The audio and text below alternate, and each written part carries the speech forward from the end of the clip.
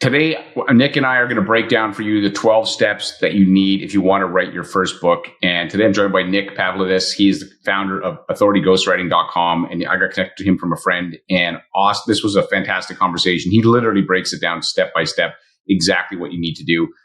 In this episode, I'm going to cover for you, or he's going to cover for you, the number one mistake most people make when they write a book.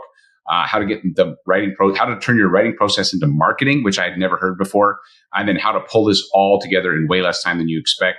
I've written a book before called How to Rob Your Bank, and it actually was quite helpful for my mortgage business. And Nick's stuff is just so much better than mine. He blew me away. He's obviously done this a ton. He's very good at it.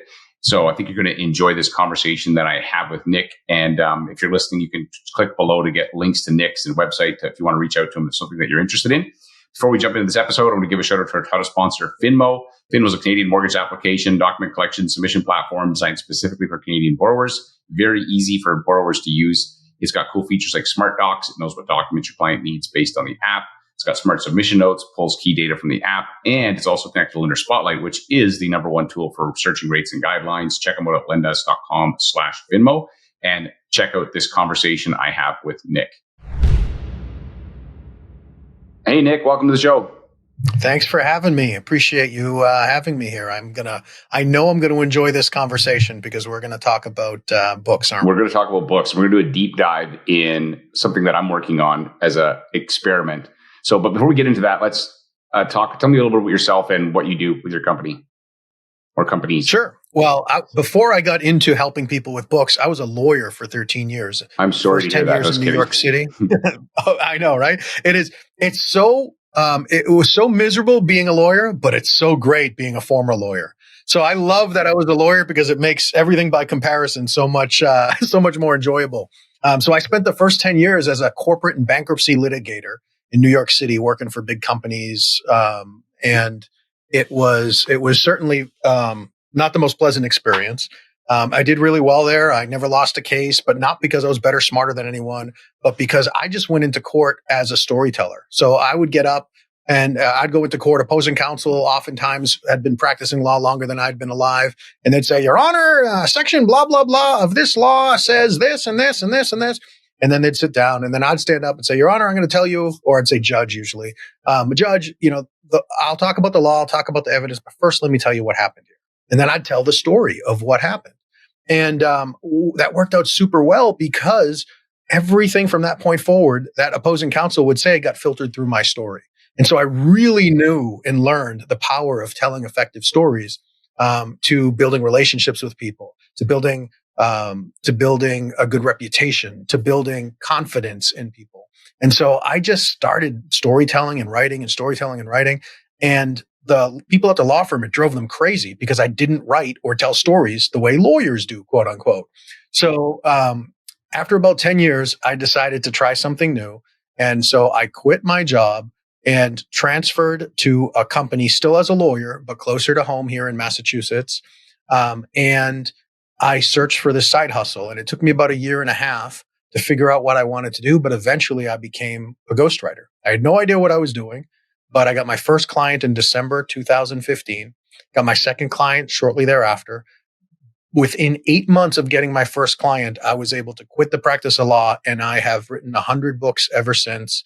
I've been on the Wall Street Journal list 7 times, the USA Today bestseller list 8 times.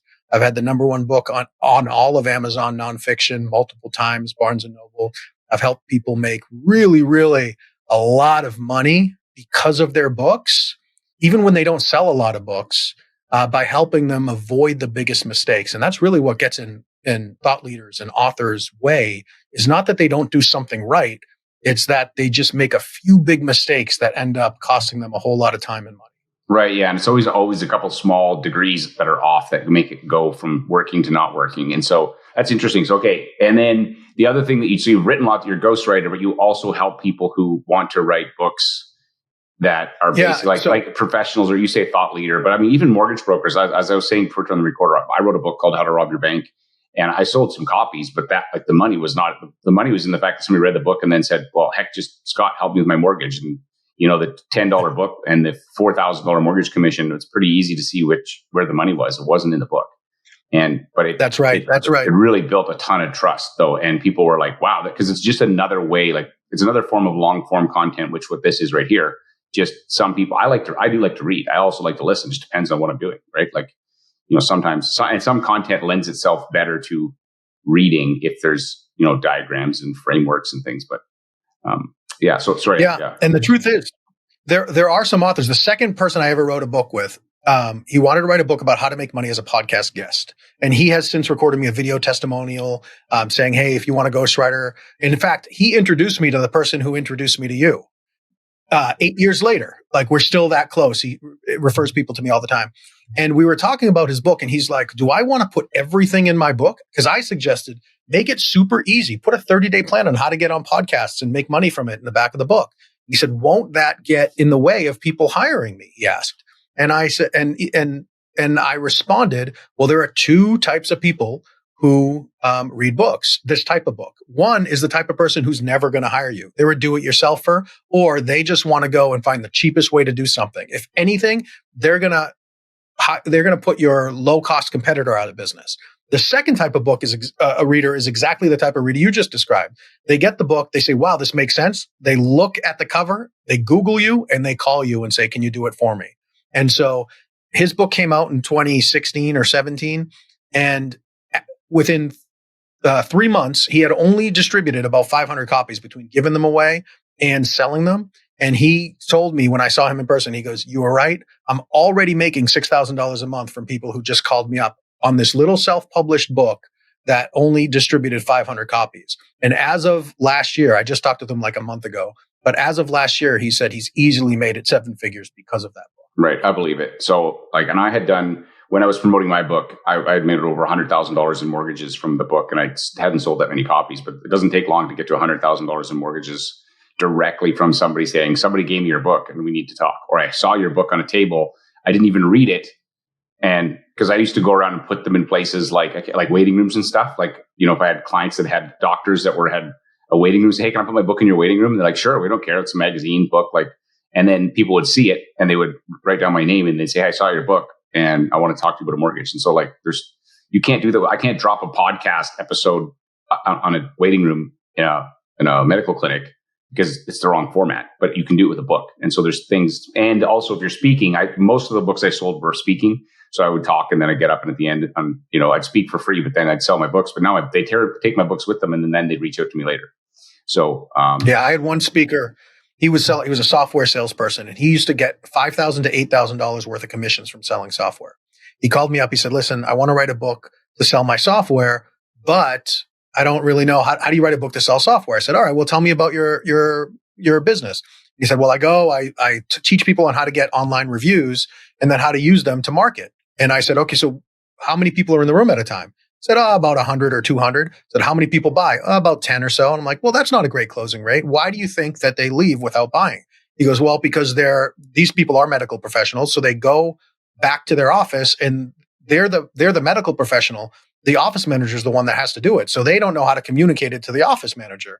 And so they don't have this confidence in it. So I said, okay, great. There were a couple of other little things. I said, let's write a book that they can leave with that gives them the confidence that all they have to do is hand this to their office manager and their office manager can use your software. The very first speaking engagement that he had his books for, he called me up. He said, listen, I can't tell you it was the book. Maybe it was my confidence because I had the book. Whatever it was, I made over $40,000 during this speaking engagement.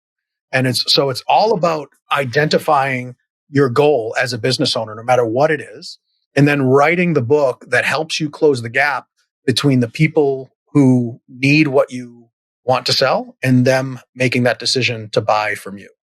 Yeah, I totally agree. And so as an experiment, so if you're listening to this and you're a mortgage broker, I'm telling you, I know that just some mortgage brokers have written books, Paul Meredith being one of them. He's been our guest on our show before, and he gets business all the time from his book. And yes, there's some work to put it, but there's two things to this. One, you can hire somebody like you to help you write it. Two, you can write it and get someone else to edit it, and help you with it. So it's not like and you don't have to do it all. You don't have to lock yourself out and ignore your business. Just do it out over time. Make it a manageable thing. And so if somebody wants to write a book, so what's your first step? If I'm like, okay, I want to write a book that helps me generate mortgage clients, and what would you tell you my first step should be? Well, I always say, so there's a few big mistakes that authors make. The first mistake is not that they don't write a good book, it's that they write the wrong book. And if they write the wrong book, the worst thing that can happen is for it to be a runaway success. So most ghostwriters or writers, and like you mentioned, I do other things. I do own a publishing company. I actually own a bookstore that helps get your books on shelves and all the sales to count as bookstore sales, and a few other projects. My ecosystem is helping business people, thought leaders, experts expand their income and influence using books. And so part of these pieces come together on different parts of the process. But the first thing I do is say, okay, tell me about your business and tell me what you want your business to look like 3 years from now. Are you serving the same type of borrowers that you're serving now? Are you looking to get into commercial as opposed to residential? Are you looking to move upstream into luxury, into high jumbo mortgages, and now you're doing more conventional? Are you looking to do more refis as the rates come down? Are you looking to be the refi guy? Are you trying to enter into a sub-2 market or some type of other type of loan program or loan focus or customer borrower focus than you're doing now? And so that would be my first question for you is, all right, great.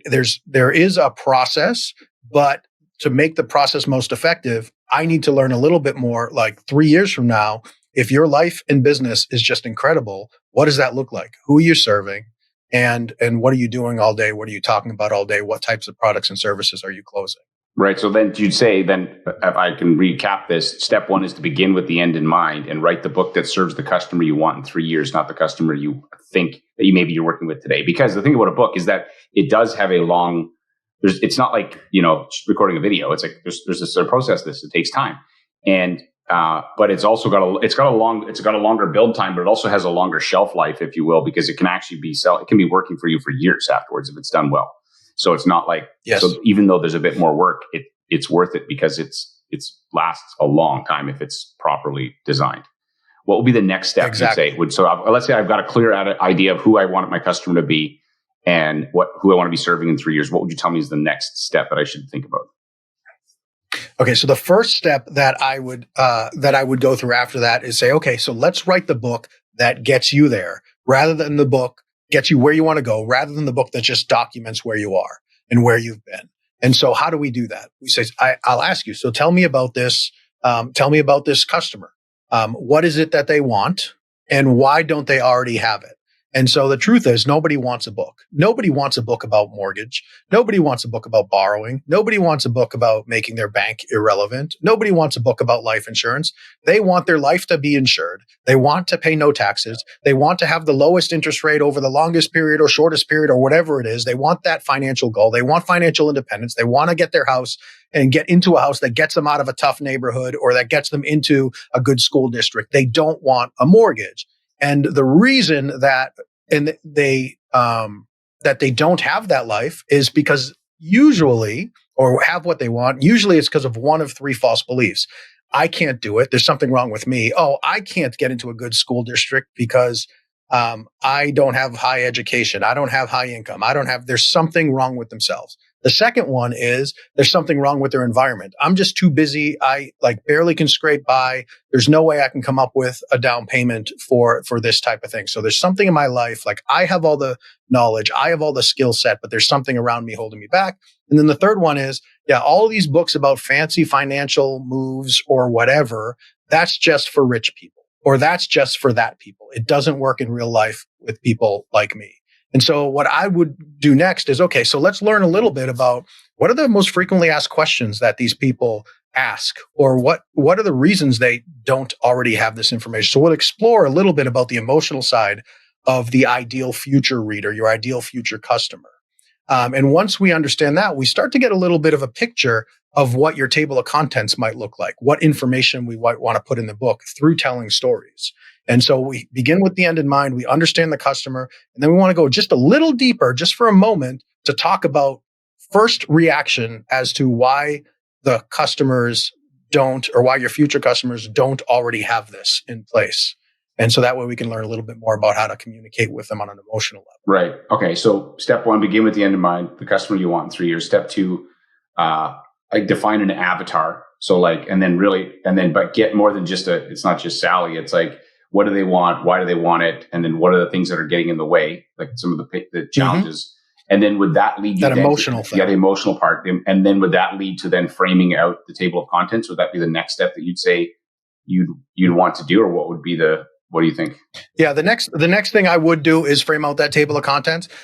But a half step before that is, okay, it's not just an avatar. I encourage people to go one step further. That actually makes it so much easier, is to identify people they actually know in real life who fit that avatar. So not Sally, like your cousin is your ideal future person. So if you're a mortgage broker, you decide on, I really like working with investor clients, people with less than 3 properties, and they want to use real estate as a way to build a pension for themselves that they don't have. Yeah. And you that's think a great avatar. You think of a very specific clientele. You're like, it's Kevin and a person, Susie, and then that's what I'm going after. Like you see that real estate sign when you're driving down the street, Mrs. Smith Construction.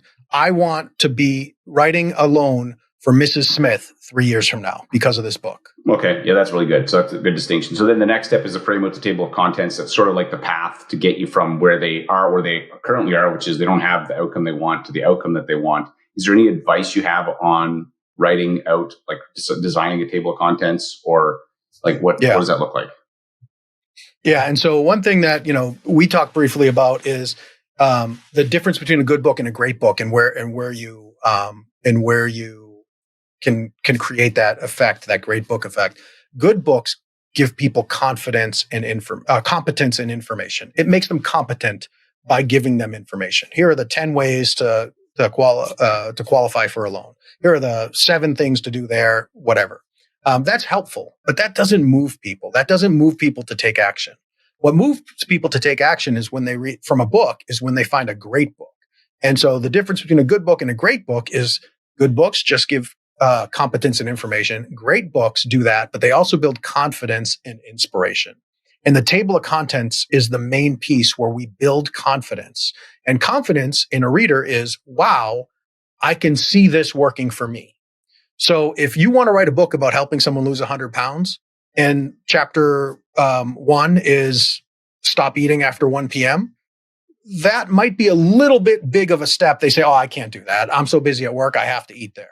Or if it's a leadership book and chapter 1 is you need to start telling jokes around the office, that someone might be like, oh, forget it. I'm not funny. I'm an introvert or whatever. So you need to create a table of contents. So when they look at it, because what happens is people look at the cover of a book and they say, oh, this is interesting. Then they might flip it over or look on barnesandnoble.com or Amazon at the back cover copy and say, okay, this seems interesting. And then they either scroll down to the table of contents or open up to the table of contents and they look at it. That's their journey. If that is confusing, too cute, they don't understand, or just too hard, it just seems too big for them to do, they say, this book isn't for me, and they close it or they X out. And so designing that table of contents to be simple. If you can, cut it down into sections. So that way you can say, hey, there's only 3 things you need to do to qualify for any mortgage you want. Number 1, you have to have this. Number 2, you have to have that. And number 3, you have to have this.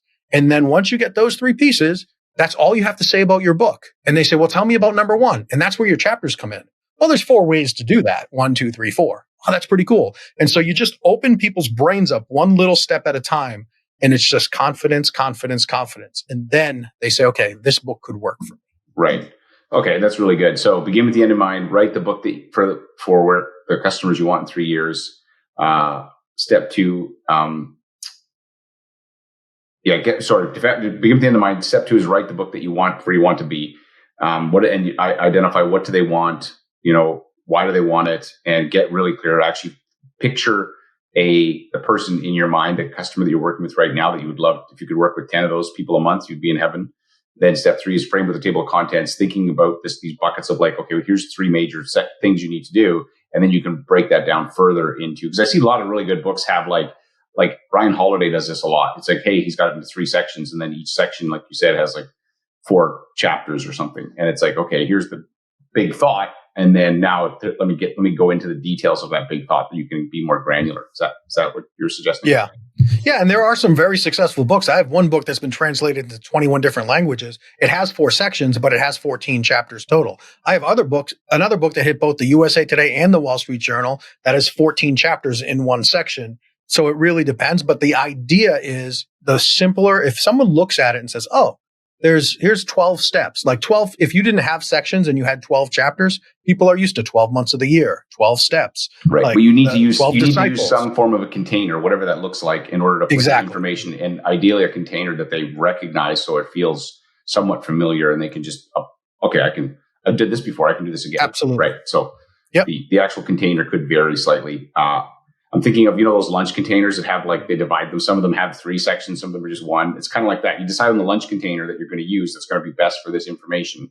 And then you put your information in that container. What will be the next step? Now I've got that part. What would you say is the next thing I should be focusing on? So once you know your chapters, your containers, I go to each chapter and then I write the takeaways first. I write what you want the people to take away. 5 bullet points, 7 bullet points, 3 bullet points. This is what I want people leaving this chapter knowing. And so, when you're done with that, you still haven't written a thing, but when you're done with that, you have created an ideal outline for your book. So you have, let's say, 12 chapters.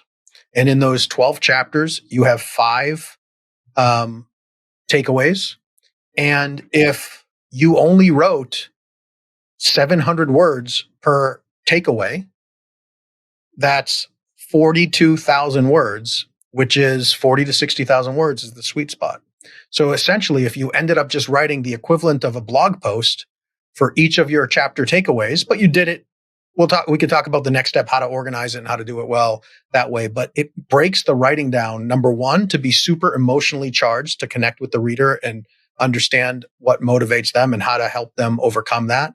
But number two, it breaks down the writing process to be much simpler. There's a lot of art and science to it, but the idea is it breaks down a 200-page book into manageable bites that are pre-designed to emotionally connect with the ideal future customer. Right. And you don't have to think, you won't sit there with writer's block. So, and actually it's interesting that you're literally outlining exactly what I did when I wrote How to Rob Your Bank. It was several years, like, I don't know what year that was, maybe 2012. And I was struggling like crazy with this book because I had the premise of this would be so much fun because of the content. I could, start each chapter with a funny quote, and then I have titles that were really kind of catchy, right?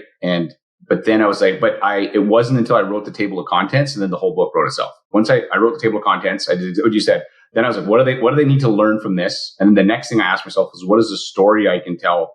There's the emotional that makes them feel confident. What's the story I can tell around this that leads into the thing I want to teach them? I'm sure you're probably going to say something about that next or soon. And then from there, the whole thing just was like, I wrote it in no time. Prior to that, I was just draft after draft and it didn't make sense. And it was like, because I didn't have anything to hang it on. And I was just going wherever my ADD brain was wanting to take me. And I didn't have a path, and it was so much easier when I did that.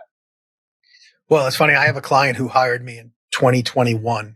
And when he was referred to me, he said, hey, I had this experience with another ghostwriter and, it was fine or whatever, but, someone suggested I connect with you. And I said, all right, tell me about your process. So he told me about the process and it was fine. Most writers, they don't begin with the end in mind. They just say, okay, what book do you want to write? And they help you write it. And there's nothing wrong with that. You'll end up with a good book. You'll like your book, but it might be the wrong book. And you pass up so many opportunities to do it. And that's why a lot of people are like, oh, I'm not selling too many books. My process is designed to make you money even before the book comes out. And that's what we can go into in just a couple more steps is when we go into that. Significant money even before the book comes out. But it helps you prepare for the future and write into the future as opposed to just documenting where you've already been. And since that guy hired me, he said he took 7 years to do his first book. So it's 3+ years and we're working on his 7th book. Right. Just following this process. Just map it out. Okay. So what's the next step for you? What would you say? So we got the chapters. We know what the takeaways are. What's the next thing that we need to think about? So the next thing is I sort of hinted at it in my last sentences. I create a chapter structure, the paint by numbers approach. You ever, when you were a kid, you see those books where like there's a picture of a duck on it and it's divided into a whole bunch of different pieces and there's number 1 in a bunch of them, number 2, number 3, and it's a paint by numbers coloring book where you got to color in all the number 1s white, all the number 2s black, all the number 3s yellow, all the number 4s green. And when you look at the page before you start painting or coloring, it looks really elementary. It looks like an outline of a duck, almost like a road map. But once all the paint's on it, it just looks like a duck. And so because all the numbers are covered, right? And so what I do is I recommend people choose a chapter structure, especially when you're building a book that is designed to grow your thought leadership, your impact, your network, and your profits as a business owner, and start out with a story that demonstrates, like you were saying, then goes into your teaching, but not teaching independent of the story, teaching reflecting upon the story.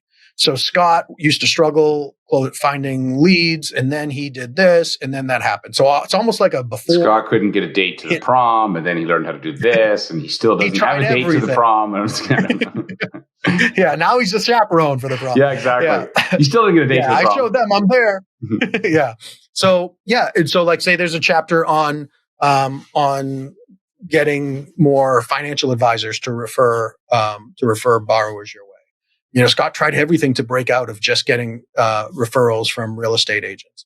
He tried going to networking groups. He tried this. He tried BNI. He tried that. Nothing would work. He thought but he struggled because he thought he was an introvert and needed to be the party guy or the life of the party to attract people. And then one day he stumbled into a room of financial advisors and then one day, a mentor of his suggested that he reach out to financial advisors and ask them if they're open to receiving referrals from Scott. If he notices, sounds a lot like you know an awful lot about my industry for a guy who's like just the examples you're using. That's very, very well done. So, okay, so basically there's a structure, but there's a story, but then within the story, there's a reflecting on the lesson from the story, like the takeaways. But you're kind of talking about the emotional thing. It's not just Scott had a problem. He did this. Scott no longer has a problem. You actually want to tie in the emotional element of it as well, right? Correct. And that's where, remember at the beginning we talked about, like, why don't these people already have them? I'm too busy. I'm not smart. And you're actually, you can kill objections there too. Like that's what they're designed to do. And so these stories at the beginning of each chapter are designed to help each reader build an emotional connection with your content in at least one chapter. So what are the big, let's say 12 chapters, what are the 12 most common objections that people feel about themselves, their environment, or the subject matter that keep them from moving forward? So if someone's a single mom or new divorcee or widowed and needs to move into a different house, or whatever your ideal customer is, you say, okay, let me find an example of someone who is just like them and who was able to achieve it. And so if there's someone who's introverted for a leadership book, you say, Scott tried everything to motivate his team. He tried faking enthusiasm. He tried this. And then one day he just decided he was going to start inviting each of his team members once a week out to lunch. He had a simple conversation with them. We could talk about anything. And wouldn't you know it, they started opening up to him. And then 12 months later, they were the most productive group in the company. An introvert, right? So it's like, here's Scott. Scott had this situation, and that situation is the common objections. Scott tried everything. It didn't work. But then he tried this little simple thing I'm about to tell you. And all of a sudden his life changed. That's where, remember we talked about competence and information, and then build confidence through the table of contents and inspiration, the difference between a good book and a great book. These stories is where the inspiration comes from. Wow, if Scott can do it, I can do it. I'm just like Scott. Okay. And so we do this outline. So the chapter structure is a story that breaks down those objections by showing people just like them actually achieving what they want, followed by your teaching. Like if you just took a white paper and stuck a story in front of it, it would all of a sudden become more interesting. Yeah. So what you do is you just say, hey, this works because Scott matched his method to his personality. And so there's not one way to build relationships with financial advisors, insurance agents, or whatever. There's the way that and then you start teaching. All of a sudden you're teaching, but you refer back to Scott, and it's more interesting because it's a story about Scott. And so open with a story, then go to your teaching, and then give additional small examples from either other people who serve the same people that you serve in different ways. And we'll talk about that in a second, or to break down some additional objections. So that way you have stories and teaching that allows the reader to leave with your 5 takeaways or your 3 takeaways that you pre-designed for that chapter. So your big opening story might click 2 of the check marks, and then, all right, I want people to leave with these other 3 points. They would all be in the sub things. Okay. All right. Exactly. And so what would be the next step that you'd recommend for somebody doing this? So I encourage people, so once you have the outline, then start sprinting to the first draft. And what I mean by that is you don't stop for a quote. If you want to put a quote somewhere, you drop a footnote and write insert quote. You don't stop for research. If you say, hey, a majority of people do this, drop a footnote and say confirm with research. And just sprint to the first draft as fast as you can. And most people can write an entire first draft, even if they're busy, 700 words a day. You're talking, 30 days, 40 days or something like that, 50 days. You just write every morning for an hour. Don't worry about typos. And the idea here is you are looking for your gaps. And so when you outline your chapters and you put your chapter structure, you paint by numbers, you could fill in, hey, I'm going to tell this story here. I'm going to tell this story here. Where do I need a story? That's one way people do it. The other way is just to start sprinting. And either way works. Sometimes writing, Sally's story, Scott's story, Nick's story, at the beginning of each chapter is helpful. But what I want to do is identify where your gaps of stories or information are, because that is an incredible opportunity to start making money before your book ever comes out. And this is that next step. So once so the next step is you start filling in the chapters. And once you have your real dirty first draft, you say, all right, I could use a story for this bullet point in chapter 4. I want people to get out of chapter 4 some type of, how to fix my credit or whatever. And you might decide, hey, maybe some type of credit repair advisor or maybe some type of financial advisor is a good referral source for people who are at the outset or at the end of fixing their credits. So instead of you sharing your knowledge for those things, you could reach out and start using the book writing process as a networking tool to build relationships with strategic future partners. And so the truth is, for you to be living your life that you want to be living 3 years from now, the end that we began with, there needs to be 3 categories of people in your life. Prospects, these are your future customers, the people who are going to hire you in the future. Influencers, people your prospects already pay attention to. They might not pay money to, but they pay attention to. It's like podcasters, writers, journalists, bloggers, things like that. And gatekeepers, people your future prospects already pay money to. These are those strategic partners, the financial advisors, the CPAs, things like that. And so you can remember the acronym vegans, nothing wrong with veganism, but they don't like when I say this, but it's memorable. So prospects, influencers, and gatekeepers, PIG, pig. The more pigs in your world, the more bacon you bring home. And so the idea here is we write the book to the prospects in the future. So that's your writing it to, like you said, your future customers. And then when we have a gap in information, or even when we don't, we may reach out to a journalist or a podcaster and say, hey, Scott, I know you're really, you serve a whole lot of people who are looking to improve their financial world. I have a book I'm writing. It's about this. And there's a chapter. See, this is why we don't do it right away, because we want to know what. Yeah. This is freaking genius. This is so good. Like, if you're listening to this, I'm like, oh my gosh, this is such a good idea, because you're building. Yeah, you reach out to your financial advisor and tell them you're writing a book. They're going to be like, what? Like, immediately you are standing out from the crowd, and now you're getting. They're going to also, if you're quoting them in the book or telling their story or their client story, and then they're also going to be now a advocate for your book, and that's actually genius. 100%. And so, hey, I'd love to feature you in my book. I already have a publisher, or I already have this market, whatever it is. And even if it helps expand your network, like I get messages on LinkedIn all the time. Hey, I'd love to collaborate with you or whatever. And all of us do. We ignore those. But when someone reached out to me, my old law school, interestingly enough, my law school never wanted to feature me in the alumni magazine as a lawyer. And then when they heard about some of the books I ghost wrote, they reached out to me and they featured me in the alumni magazine. They reached out and said, hey, I'm the editor of the Boston College Law School alumni magazine. We heard about your ghostwriting stuff. We'd love to feature you. Sure. I'll find time to do that. Right. And so we reach out to gatekeepers and influencers. So we write it to the customers. And then I like to include at least one interview per chapter that's strategically placed by people who serve the same future clientele that you want to serve in a non-competitive way. Financial advisors, CPAs, family attorneys, any other type of, right? So all of those folks, and you feature them in the book. And that's where the second draft comes in. So you close those gaps with the second draft, either by telling the story or whatever. And then when you get on the phone or on Zoom with them, hey, do you mind if you get 5-10 points of contact? Zoom, okay, great. I want to record it. Maybe we'll release the whole interview as a podcast as well. Or maybe we'll include the whole interview as a bonus. So when people buy the book, they come to my website and sign up for the newsletter so they can watch the whole interview. I'll put your contact information. And I can't tell you how many times that one simple strategy, as opposed to what most people do, which is hide in the corner for 7 months or 7 years, write the book and then release it to the world. And they're the only person that's featured in the book, that's talking in the book. And they wonder why nobody cares once they run out of cousins. And the truth is, it's because nobody cares once you run out of cousins.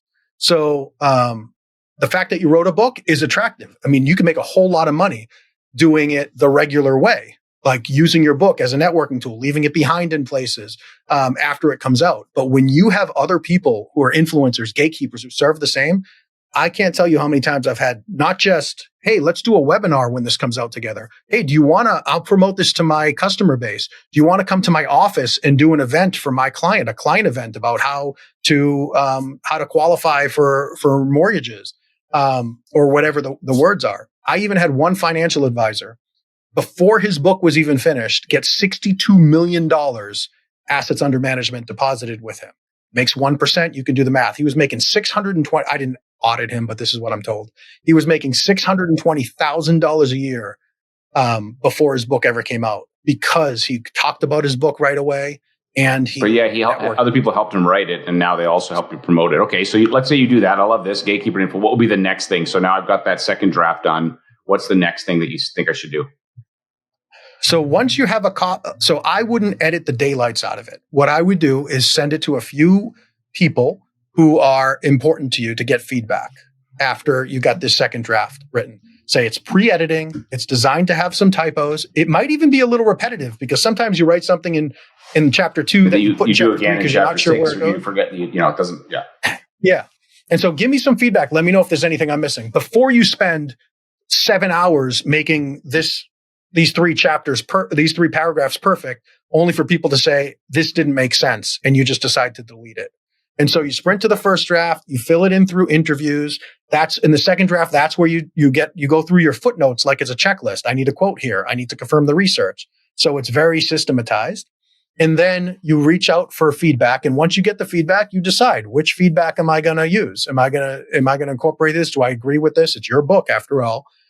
You incorporate the feedback. And then the next step is you send it to an independent editor, whether you use a ghostwriter or you write it yourself.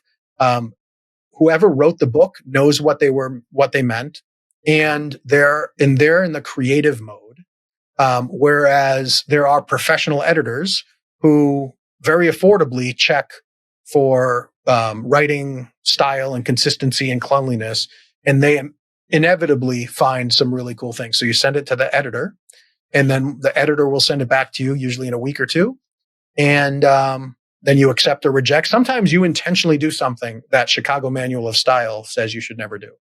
And it's perfectly fine to do that. There are some things where it's, if it's consistent and you like to do initial caps of a term that doesn't need to be initial capped, it's totally fine. But you decide what you agree with from the editor. Then once that's done, you got your manuscript finalized. And then it becomes a production process where you could either seek endorsements from the front of the book. You start getting it designed using a layout designer, a graphic designer who does turns the Word document or Google document into the inside of a book. You get your cover design. Some people like to have their cover design earlier, but you get your cover designed and your full cover wrap. You can't have that full cover wrap done until the interior is done, because you don't know how thick the book needs to be, so how thick the spine is. And then you release it to the world. And if you're going to be doing traditional publishing, sometimes you start that process early on. If you're going to do self-publishing, then it's a matter of going to a company like ingramspark.com. I would encourage against Nothing against Amazon, but I would encourage, especially if you want any chance of your book showing up in bookstores, to not publish it through KDP, which is Amazon's publishing platform, but to publish it through Ingram Spark, which is a competitor self-publishing platform if you're going to choose self-publishing. Hey, Nick, wow, this has been such an amazing conversation. You basically walked me through, I wrote down 12 steps. I don't know if there's actually 12, but it gives, like, I have done this before, and this is like, obviously you've done it way more than me, because this is just way better than the way I did it. So if there's somebody listening to this, mortgage broker, realtors, and they're like, hey man, I think I'd like to use a book, and a book, just so people know, is just part of a marketing plan. It's like, don't think that you're going to be the next John Grisham and make millions of dollars. It's probably not going to happen, or James Clear, Atomic Habits, but it can absolutely get you more customers for your primary business, whatever that is. So where can people find you the online? easiest way is to go to authorityghostwriting.com, helping people build authority. So if you remember that, Nick at authorityghostwriting.com. And I have ways where I help people who want to write themselves, either through one-on-one coaching or a group coaching program, where I have a 6-month program that I record every week what to do this week, all the way through the first 22 weeks.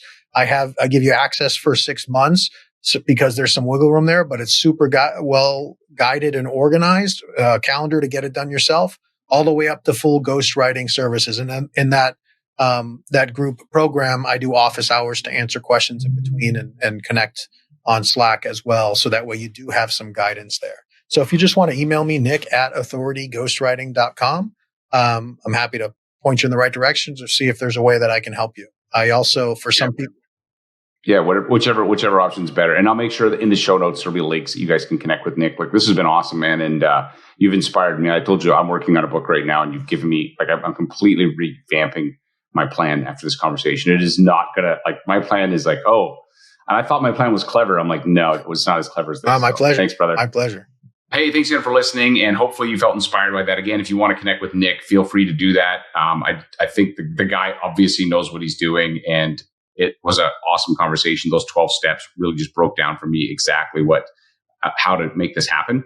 And if you're listening to this and you find this podcast useful, 2 things you can do. 1, please leave us a review. I'd really appreciate it. You know, that helps other people see the podcast. Or 2, send this to a friend or someone you think should write a book, and have them have a listen and see what they think of it. Because I thought this was a really fun conversation. Thanks again for listening. Remember, there's no problem that you're facing in your mortgage business that someone else hasn't already solved. Your challenge is, like, who's got the answer for me that you can copy it. Thanks again for listening, and make it an outstanding day.